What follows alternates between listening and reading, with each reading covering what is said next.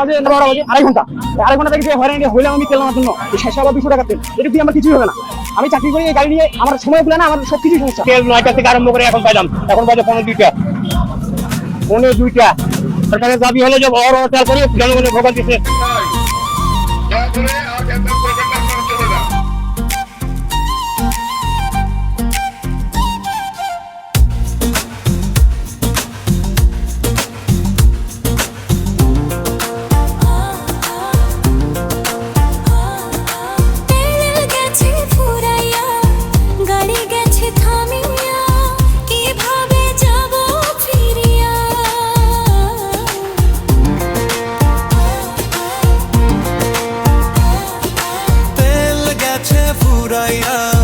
গাড়ি গেছে থামিয়া, কিভাবে যাব ফিরিয়া।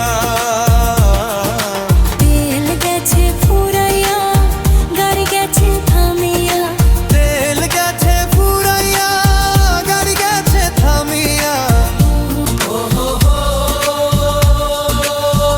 আমাদের ওইদিকে আসলে সবগুলো পাম্পই বন্ধ। শুনি একটা সাইডে আপনার যাত্রাবাড়ি থেকে ধরে একদম সাইনবোর্ড পর্যন্ত প্রত্যেকটা পাম্প বন্ধ, কোনো পাম্পেই তেল নেই। তো অনেক দূর ঘুরে তারপর শেষে সেই পাম্পে আসলাম। এই পাম্পে এসে সিরিয়াল নিয়ে মোটামুটি প্রায় 40 মিনিট প্লাস সিরিয়ালে দাঁড়ায় আমি স্রোত। মন্ত্রী বলছে তেল গেছে ফুরাইয়া, গাড়ি গেছে থামিয়া, কিভাবে যাব ফিরিয়া। তেল গেছে ফুরাইয়া, গাড়ি গেছে থামিয়া। তেল গেছে ফুরাইয়া, গাড়ি গেছে থামিয়া।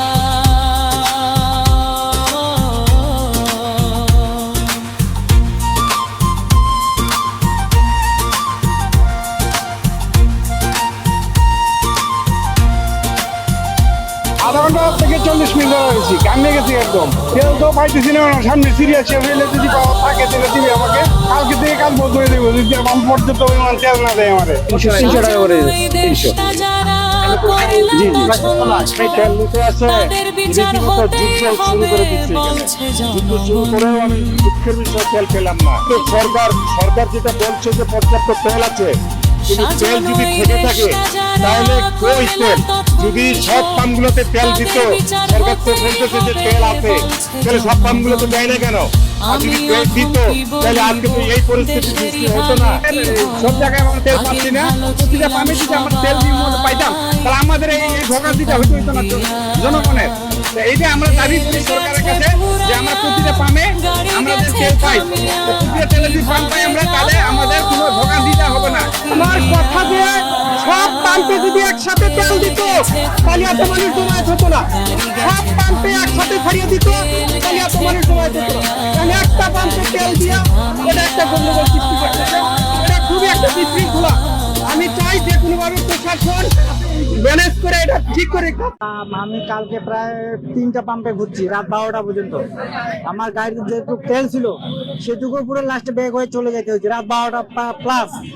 আজকে সকাল থেকে এখন আসলাম, এখন তেল পাবো না কোনো নিশ্চয়তা নেই। সরকার প্রচুর তেল পর্যাপ্ত পরিমাণ, বাংলাদেশের তেলের মজুদ তো কোনো সমস্যা নেই বলতেছে বারবার, কিন্তু সাধারণ পাবলিক আমরা ঘুরতেছি, হয়রানি হতেছি, কোনো সময় তেল পাচ্তেছি না। প্রত্যেকটা পাম্প এক বেলা তেল দেয়, বাকি সময়টা বন্ধ রাখে। এটার কারণ কি? এখানে আমি আসি মিনিমাম 10টার দিকে, কিন্তু এখন